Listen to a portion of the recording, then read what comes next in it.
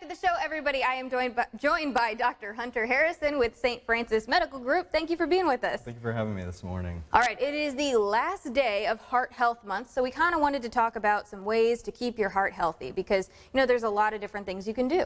Absolutely, yeah. Taking care of yourself early on is one of the most important things. So things like balanced diet, exercising regularly, not smoking. If you have underlying health issues, high blood pressure, diabetes, cholesterol issues, keeping that under control as well. Yeah, and when we talk about, signs of a heart attack or stroke, what are those? Sure. So some of the ones that we look for are chest pain, chest pressure. Sometimes you can have shortness of breath. Especially if these things get worse with exertion or if they get better with rest. You can have nausea and things like that. A lot of times those signs are kind of missed or ignored by about 50% of patients. So it's something to look for and get checked out if you notice any of these. And that's a scary fact, that a lot of people don't actually think about it as a heart attack or stroke. Sure, a lot of times people want to write it off or say this isn't serious, but it's always better to get checked out, especially if you have a family history, any underlying health issues, make sure you get that checked out. It's better to be recognizing those signs, be aware of them before they happen. You could save your life or someone you love as well.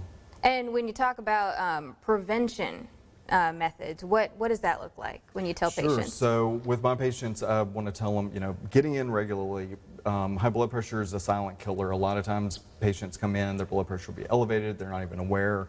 Their cholesterol as well, things like that, that people will be walking around feeling perfectly normal and not be aware of. So things like that, getting in for regular office visits, even just a yearly wellness visit, we're able to catch that stuff early, so we're able to have a plan and get treatment early on. And I know, with the pandemic, that made things a little harder to get to your doctor, but again, that's something that you guys want to emphasize. It's important to make sure you take that step, even through telemedicine. Absolutely, yeah. That's, one of the things that's changed with medicine. We have video visits available if you're not able to get in, but we're also having people come back in the clinic where we're able to see you, establish those relationships. We've got the vaccines available. COVID seems to be doing a little bit better, so we're able to focus in on that and really take our health more seriously now.